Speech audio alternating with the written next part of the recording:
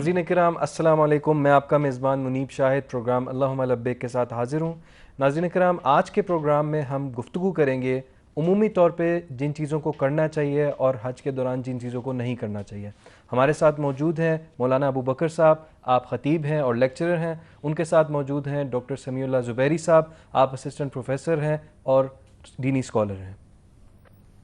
समीउल्लाह ज़ुबैरी साहब, सबसे पहला मेरा आपसे सवाल है, आप ये बताइए कि हुज्जाज कराम इस सफ़र में जाने से पहले किन किन कामों का ख्याल करेंगे? बिस्मिल्लाहिर्रहमानिर्रहीम।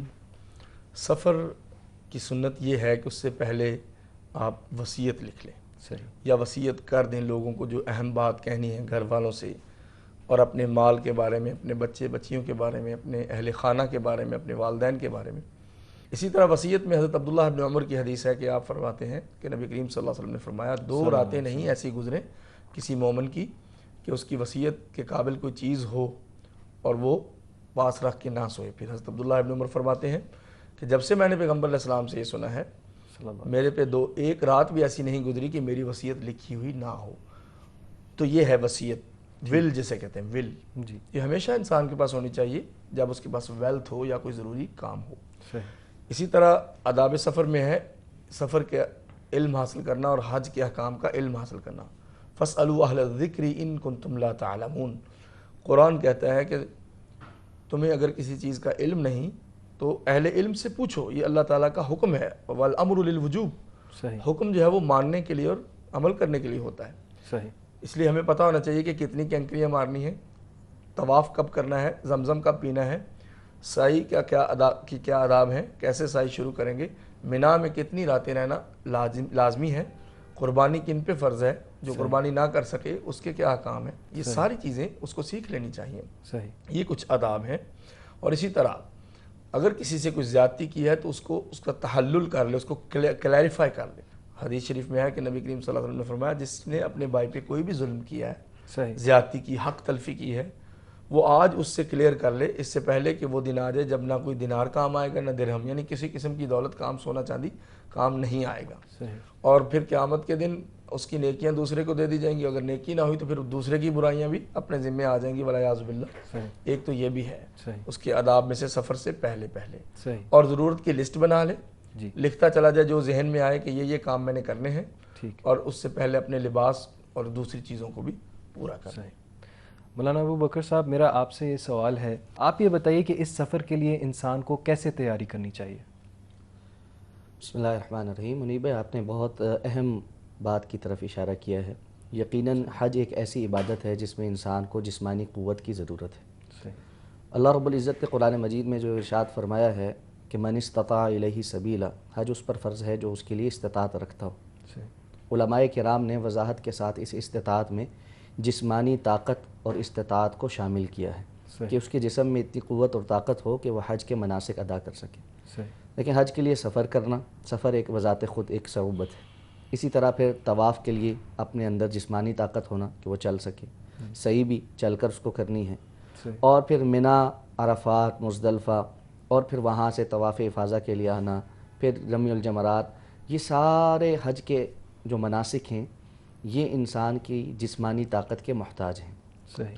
जो लोग हुज्जाज किराम तशरीफ़ ले जाने वाले हैं, अल्लाह रब्बुल इज़्ज़त उन सब को खैर और आफ़ियत के साथ लेकर जाए और हज के मनासिक अल्लाह उनके कबूल फ़रमाए। उन्हें चाहिए कि जाने से क़बल अच्छे अंदाज़ में अपनी जिस्मानी सलाहियतों का जो है वो एतबार कर लें।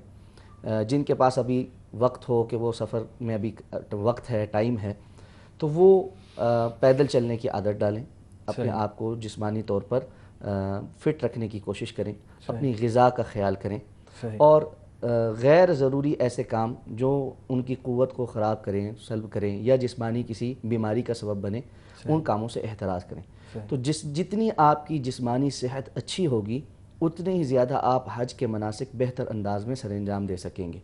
इसी तरह वहाँ पहुँचने के बाद भी जो आपने अय्याम मक्का में गुजारने या मदीना में गुजारने, ऐसे खाने पीने की, शुर्ब व नोश की चीज़ें जो इंसान की सेहत के लिए मुज़िर हों, बहुत ज़्यादा ठंडा ज़मज़म बसा औक़ात लोग पीना शुरू करते हैं, गर्मी होती है, गला ख़राब हो जाता है, फ्लू हो जाता है, बुखार हो जाता है, ऐसी तमाम चीज़ों से परहेज़ करें। तो अपनी जिस्मानी सेहत का ख्याल रखना और ताकत का ख्याल रखना کہ اللہ کے رسول صلی اللہ علیہ وسلم نے فرمایا المؤمن القوی احب الی اللہ من المؤمن الضعیف، اللہ کے ہاں قوی مومن ضعیف مومن سے زیادہ محبوب ہے۔ تو اس میں علماء نے بیان کیا کہ اس میں ایک چیز قوی مومن کی جسمانی قوت بھی ہے، تو اس کا ضرور خیال کیجیے۔ ٹھیک ہے ڈاکٹر سمیع اللہ صاحب، آپ یہ بتائیے گا کہ سفر حج کا صبر اور تحمل کے ساتھ ایک گہرا تعلق ہے، اس پہ آپ روشنی ڈالیے گا۔ جی، تمام عبادات صبر سے جڑی ہوئی ہیں۔ صبح اٹھ کے وضو کرنا، نماز میں جانا، 5 وقت کی پابندی کرنا، روزہ رکھنا، ان اللہ مع الصابرین، اللہ صبر والوں کے ساتھ ہے کیونکہ وہ مشقتیں اٹھاتے ہیں۔ تو حج تو سراپا صبر ہے، سراپا صبر ہے، A to Z۔ اس میں آپ کی کوئی عبادت بھی جسمانی ورزش سے خالی نہیں ہے۔ حج کو جسمانی عبادات میں سب سے بلند مقام حاصل ہے، اور مالی بھی، سب چیزیں بدنی عبادت ہے۔ اس میں آپ کا ویٹ بھی لوز ہوتا ہے، فیٹس برن ہوتی ہیں، بہت فائدے ہوتے ہیں حج میں جا کے۔ جب آپ وہاں پیدل چلتے ہیں، سعی کرتے ہیں، تو بہت سے فائدے ہوتے ہیں، اور ہر وقت آپ حرم میں کھا نہیں رہے ہوتے، اس کی بھی روٹین بن جاتی ہے۔ صبر کرنا ہے کھانے پینے میں، یہ صبر ہے کہ جو ہی آپ نے طواف کیا فوراً ٹھنڈا پانی نہیں پینا، گرمی میں طواف کر کے گلے پہ اثر ہوگا اور گلا پھر بخار بنائے گا، اور اس کے بعد آپ طواف سے بھی جائیں گے، سعی سے، ہر چیز سے۔ اس لیے فرمایا والمؤمن القوی خیر من المؤمن الضعیف واحب الی اللہ، تاکہ وہ زیادہ عبادت کر سکے، جیسے شیخ نے حدیث پڑھی ہے۔ تو صبر اس میں ایک تو اپنی پرسنل ہے، دوسرا ہے الصبر علی المصائب، مصیبتوں پہ صبر، والسفر قطعۃ من العذاب، پیس آف ٹورمنٹ ہے سفر، ایک قسم کی تکلیف ہے، اور تکلیف میں رخصتیں ملتی ہیں، نماز آدھی ہو جاتی ہے، نوافل معاف ہو جاتے ہیں، جو بندہ نہ بھی پڑھے تو اجر اتنا ہی ملتا ہے جیسے حضر میں ملتا ہے غیر سفر کی حالت میں، گھر سٹے کی حالت میں۔ تو سفر میں آپ نے وہ نفل نہیں پڑھے تب بھی ثواب ملتا ہے، جیسے مرض میں ملتا ہے۔ اسی طرح آپ نے صبر کرنا ہے مسافروں کے ساتھ، دیگر قوموں کے ساتھ۔ ہر بندہ آپ کے کلچر کو نہیں جانتا، تو آپ نے صبر کرنا ہے۔ آپ کہیں اس نے میرا مذاق اڑایا ہے، یہ میری طرف پاؤں کر کے بیٹھا ہے، اس نے مجھے انگلی سے ایسے اشارہ کیا ہے۔ بعض جگہوں پہ آپ دیکھیں نا، امریکہ میں آپ ایسے کریں گے تو وہ گڈ سمجھا جائے گا، اٹلی میں کریں گے تو یہ گالی سمجھی جائے گی، وہ اٹلی میں ایسے کرتے ہیں گڈ سمجھ، اب امریکہ میں اس طرح کریں گے تو وہ برا سمجھتے ہیں۔ یعنی یہ آپ کو کچھ کلچر کا کچھ تھوڑا بہت پڑھ لیں، اور جو اگر کسی سے ایسی غلطی سرزد ہو جائے جو آپ کے کلچر کے خلاف ہے تو معاف کریں، اس کو معاف کریں، واعفوا واصفحوا، اور درگزر کریں۔ یہ ہے تحمل، درگزر کرنا تحمل ہے، اور برداشت کرنا صبر ہے۔ مولانا ابوبکر صاحب، سفر حج میں اخلاص کی ایک خاص اہمیت ہے، اور اخلاص کا سب سے بڑا دشمن جو ہے وہ ریا ہے۔ آپ بتائیے کہ ریا سے کیسے بچا جا سکتا ہے؟ سفر حج پہ جانے والے حجاج کے لیے میرا خیال ہے کہ اس سے اہم اور سوال کوئی نہیں ہو سکتا۔ ہر عبادت کی قبولیت کا دار و مدار اخلاص پر ہے۔ انما الاعمال بالنیات، رسول اللہ صلی اللہ علیہ وسلم کا فرمان ہے کہ اعمال کا دار و مدار نیتوں پر ہے۔ بالکل۔ تو ہر عمل کی قبولیت کی 2 شرائط ہیں، ایک وہ عمل صرف اور صرف خالص اللہ کی رضا کے لیے کیا جائے، دوسرا رسول اللہ صلی اللہ علیہ وسلم کے طریقے کے مطابق کیا جائے۔ اس لیے اس سفر حج کو مبارک بنانے کے لیے اور مقبول بنانے کے لیے، مبرور بنانے کے لیے ضروری ہے کہ انسان اخلاص کے ساتھ اس سفر کو اختیار کرے۔ ہر منسک جو ہے، نسک جو ہے، وہ اللہ رب العزت کی رضا کی خاطر ادا کرے۔ اب یہاں پر ایک بات ضروری ہے کہ ہم کیسے ریاکاری سے بچ سکتے ہیں، دکھلاوے سے بچ سکتے ہیں۔ دیکھیں، سب سے پہلی بات تو یہ ہے کہ اپنی نیت پر نظر ہو انسان کی، اور بار بار وہ اپنی نیت کی اصلاح کرے، بار بار اپنے آپ کو اس بات کی طرف موٹیویٹ کرے، سمجھائے اپنے آپ کو میں نے ہر عمل اللہ کی رضا کے لیے کرنا ہے۔ نیت کی اصلاح عمل سے پہلے بھی ہوتی ہے اور عمل کے بعد بھی ہوتی ہے۔ عمل کے بعد بھی اپنی نیتوں کو محفوظ رکھنا ہوتا ہے۔ اسی لیے قرآن مجید میں اللہ رب العزت نے صدقات کے متعلق فرمایا لا تبطلوا صدقاتکم بالمن والاذی۔ ممکن ہے کسی شخص نے اللہ کے راستے میں خرچ کیا ہو، کسی کو کچھ دیا ہو، خرچ کرتے وقت اس کی نیت ٹھیک ہو، بعد میں وہ جتلا دے کہ جی میں نے تمہیں یہ دیا، اب نیت خراب ہو گئی۔ تو نیت کا عمل سے پہلے بھی اعتبار ہے، اور عمل کے بعد بھی اس کی اصلاح کا خیال کرنا ہے۔ بعض چیزیں ایسی ہیں ہمارے ہاں جو بڑی تیزی کے ساتھ رائج ہوتی چلی جا رہی ہیں، اور وہ عموماً انسان کے اخلاص کو خراب کر دیتی ہیں۔ اس میں 2 اہم باتوں کی طرف میں توجہ دلانا چاہتا ہوں۔ نمبر 1، ہمارے ہاں حج کے بعد اپنے آپ کو حاجی صاحب کہلوانے کا جو شوق ہے، یہ بسا اوقات انسان کی نیت کو داغدار کر دیتا ہے۔ لوگ پسند کرنا شروع ہو جاتے ہیں کہ جی مجھے الحاج لکھا جائے، یا حاجی صاحب لکھا جائے، یا لوگ حاجی حاجی پکاریں۔ یہ کوئی اچھی بات نہیں ہے۔ اگر کوئی ایسا کہتا ہے آپ اس کو منع کریں۔ جس سے ہم نماز پڑھتے ہیں، ایسا تو نہیں ہے کہ ہم نماز پڑھنے کے بعد کہتے ہیں جی ہمیں کوئی نمازی صاحب کہے، ہمیں کوئی زکوٰۃ دینے والا صاحب کہے, ہمیں کوئی دیگر نیکیاں کرنے والی ہماری طرف منسوب کرے, تو حج کو کیوں منسوب کیا جاتا ہے؟ بالکل. اسی طرح دوسری ایک اہم ترین بیماری ہمارے ہاں جو اب پیدا ہو گئی اس معاملے میں, وہ موبائل فون کے کیمراز ہیں. صحیح. ہم گھر سے نکلنے سے لے کر تمام سفر کے دوران سیلفیز لیتے ہیں, ان کو اپنے سوشل میڈیا کے پیجز پر اپلوڈ کرتے ہیں. صحیح. یہ ایک ایسی چیز ہے جس کا بہت زیادہ اندیشہ اور خطرہ ہے کہ جو ہمارے اخلاص کو خراب کر بالکل دے گی. ٹھیک. تو اس ابو طرح صاحب توجہ ادھر ایک مختصر سی بریک دیکھتے ہیں. ناظرین کرام ایک مختصر سی بریک لیتے ہیں اور اس کے بعد واپس آتے ہیں.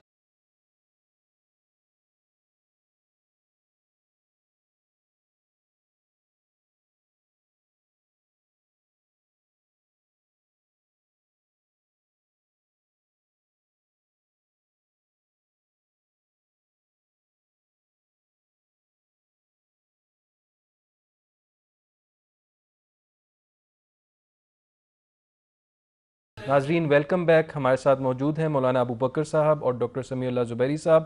مولانا ابو بکر صاحب, بریک سے پہلے ہم گفتگو کر رہے تھے ریاکاری سے محفوظ رہنے کے لیے تدابیر. آپ اپنی گفتگو جاری رکھیے گا. جی, تو میں عرض کر رہا تھا کہ ہمارے ہاں جو سیلفیز نے ہمارے اخلاص کو بہت زیادہ متاثر کر دیا. تو اپنے سفر کے دوران بہت زیادہ اس بات کا احتیاط کیجیے کہ یہ نہ ہو کہ آپ سارا وقت جو ہے تصویریں کھینچنے کے اندر مصروف ہوں اور اسے اپنے سوشل میڈیا نیٹ ورکس پر جو ہے وہ آپ اپلوڈ کر رہے ہوں, اور تھوڑی دیر کے بعد آپ اپنا موبائل کھول کے اپنا پیجز دیکھ رہے ہیں کہ جی کتنی لائکس آئے ہیں اور کتنے جو ہے نا مجھے لوگوں نے جو ہے کامنٹس کیے ہیں اور یہ ساری چیزیں. تو اس قسم کی جو ہمارے ایکٹیویٹیز ہیں, ہماری جو پریکٹسز ہیں, ان سے احتراز کیجیے. یہ انسان کے اخلاص کو متاثر کرتے ہیں. جو وقت آپ نے اس مبارک سفر میں ان ایکٹیویٹیز پر گزارنا ہے, اس سے بہتر تھا کہ آپ کچھ نیکی کی اور کام کر لیتے, کچھ اور تلاوت کر لیتے, کچھ اور نوافل ادا کر لیتے, کچھ اور اللہ کا ذکر کر لیتے. ٹھیک. تو یہ وہ چیزیں جو فائدہ دینے والی ہیں. تو اس سفر میں اخلاص کو برقرار رکھنے کے لیے ان چند جو ہے نا ایسی مصیبتوں سے اپنے آپ کو ضرور بچانا ہے جو ہمارے ہاں عام طور پر رائج ہو گئی ہیں, اور لوگ ان کا مطالبہ بھی کرتے ہیں. بھائی سفر پہ گئے ہو, گھر والے کہتے ہیں تصویر بھیجو. ان کو بھی سمجھائیں کہ اتنی زیادہ ہم تصویریں نہ کھینچیں گے, نہ اپلوڈ کریں گے. صحیح. سمیع اللہ زبیری صاحب, آپ سے میرا یہ سوال ہے کہ ظاہری سی بات ہے حجاج کرام حج کے لیے روانہ ہوتے ہیں اور بہت سارے مسلمان جو ہیں وہ اپنے اپنے ملکوں میں موجود ہوتے ہیں. تو جو لوگ حج پہ نہیں گئے وہ کیا کام کریں؟ ان کے لیے بہت بڑی فضیلت ہے عشر ذی الحجہ. جی. والفجر واللیال عشر, بالکل. والشفع والوتر. صحیح. قسم ہے فجر کی اور 10 راتوں کی, یہ عشر ذی الحجہ کی راتیں ہیں. صحیح. الشفع والوتر 10ویں قربانی کا دن اور پھر اگلا دن جو ہے اس کے علاوہ. تو نبی کریم صلی اللہ علیہ وسلم نے فرمایا, ابو داؤد شریف میں حدیث ہے عبداللہ ابن عباس سے, ما من ایام العمل الصالح فیہن, کہ جو بھی دنیا میں ایام ہیں پورے سال کے 360 سمجھ لیں, ان میں کوئی بھی عمل ایسا نہیں جو کہ ان ایام عشر ذی الحجہ میں کیے گئے عمل سے بڑا ہو. مثلا آپ عام دنوں میں بہت بڑا صدقہ کریں, پہاڑ جتنا, لیکن عشر ذی الحجہ کے فرسٹ 10 days آف ذی الحجہ جن میں 10واں دن قربانی کا ہے, ان میں آپ نے کوئی تھوڑا سا بھی صدقہ کیا تو اس سے بڑا ہو جائے گا. صحیح. رمضان شریف کی آخری راتیں افضل ہیں, ذی الحجہ کے پہلے 10 دن افضل ترین دن ہیں. صحیح. افضل ایام الدنیا عشر ذی الحجہ. نبی کریم صلی اللہ علیہ وسلم فرماتے ہیں کہ پوری دنیا کے سب سے افضل دن ذی الحجہ کے یہ 10 دن ہیں جن کی قسم کھائی گئی ہے. صحیح. اس میں کیا کرنا چاہیے؟ فَأَكْثِرُوا فِيهِنَّ مِنَ التَّسْبِيحِ وَالتَّحْمِيدِ وَالتَّهْلِيلِ وَالتَّكْبِيرِ. آپ علیہ السلام نے فرمایا سب سے زیادہ اس میں پڑھو سبحان اللہ, الحمدللہ, لا الہ الا اللہ, اللہ اکبر. ان چاروں اذکار میں اللہ کی توحید کا ذکر ہے کہ اللہ کے سوا ہمارا کوئی نہیں ہے, اور ہم سب اللہ کے فضل اور رحمت سے ہی دنیا میں زندہ ہیں, اور وہی ہمیں رزق دینے والا ہے, اور وہ ہر قسم کے عیب اور غلطی سے پاک ہے. وما کان ربک نسیا, وہ تو بھولتا بھی نہیں ہے. لا تأخذہ سنۃ ولا نوم, ان کو تو اونگ بھی نہیں آتی اور ہمیں نیند گھیر لیتی ہے. ویطعم ولا یطعم, وہ کھلاتا ہے کھاتا نہیں ہے. تو ان تمام اذکار میں توحید ہے جو کہ حج کا بھی پیغام ہے. لہٰذا ہم جو یہاں پہ لوگ ہیں ان کو چاہیے کہ نہ تو وہ احرام باندھ سکتے ہیں, نہ وہ سعی کر سکتے ہیں, نہ وہ حاجیوں کے دیگر کام سوائے قربانی کے کچھ کر سکتے ہیں اور ذکر کے, تو وہ ان دنوں میں ذکر کریں, الباقیات الصالحات کریں. صحابہ نے پوچھا الباقیات الصالحات کیا ہیں؟ آپ نے فرمایا سبحان اللہ والحمدللہ ولا الہ الا اللہ واللہ اکبر. ایک صحابی نے پوچھا کہ کوئی کام بھی افضل نہیں ہے؟ ولل جہاد فی سبیل اللہ، اللہ کے راستے میں شہید ہونا بھی نہیں. آپ نے فرمایا ولل جہاد فی سبیل اللہ، جہاد بھی ان دنوں میں کیے گئے عمل سے افضل نہیں، مگر وہ مجاہد جو اپنے اللہ کی خاطر جہاد کرنے گیا، پھر نہ تو وہ واپس آیا، نہ اس کا گھوڑا، نہ سامان، سب کچھ ادھر ہی ختم ہو گیا، جان بھی گئی، مال بھی، سب کچھ، اس جیسا کوئی نہیں. باقی جو جہاد عمومی جہاد ہے اس سے بھی افضل ہے عشرہ ذی الحجہ میں ذکر کرنا، نیکی کے کام کرنا، اور امہات العبادات اس میں جمع ہو جاتی ہیں، نماز، روزہ، حج، زکوٰۃ سارے جمع ہو جاتے ہیں. تو جو حج پہ نہیں گئے کم از کم وہ دیگر اعمال کر سکتے ہیں، صدقہ کر سکتے ہیں، تلاوت کر سکتے ہیں. لہذا سلف صالحین ان دنوں میں تمام دروس اور تعلیم وغیرہ بند کر کے قرآن کی تلاوت کرتے تھے. صحیح. مولانا ابو بکر صاحب، آپ اس بات پہ روشنی ڈالیے گا کہ ایام الحج میں اور عشرہ ذی الحجہ کے جو ایام ہیں ان کو کس طرح سے عام لوگ گزاریں؟ ڈاکٹر صاحب نے بڑی تفصیل کے ساتھ جو ہے وہ ان ایام کی فضیلت بیان کی ہے. میں صرف اس میں ایک بات کا اضافہ کر دیتا ہوں. جو لوگ حج پر نہیں گئے ان کے لیے ایک بہت بڑی نیکی اور ایک بہت بڑا موقع ان 10 دنوں کے اندر موجود ہے، اور وہ ہے صیام یوم عرفہ. بالکل صحیح. یوم عرفہ کا روزہ رکھنا. صحیح. رسول اللہ صلی اللہ علیہ وسلم نے فرمایا صیام یوم عرفہ انی احتسب علی اللہ ان یکفر السنہ التی قبلہ والتی بعدہ. عرفہ کا روزہ جو شخص رکھے اس کے لیے مجھے اللہ سے اس بات کا یقین ہے کہ اللہ تعالیٰ اس کے گزشتہ 1 سال کے اور آنے والے 1 سال کے یعنی 2 سالوں کے گناہ معاف فرما دیتے ہیں. 1 دن کا روزہ اور گزشتہ اور آنے والے دونوں سالوں کے گناہ معاف ہو جائیں، یہ بہت بڑی نیکی ہے. اس لیے جو لوگ حج کے لیے نہیں جا سکے ان کو چاہیے کہ یوم عرفہ کے دن 9 ذی الحجہ کے دن روزہ رکھیں.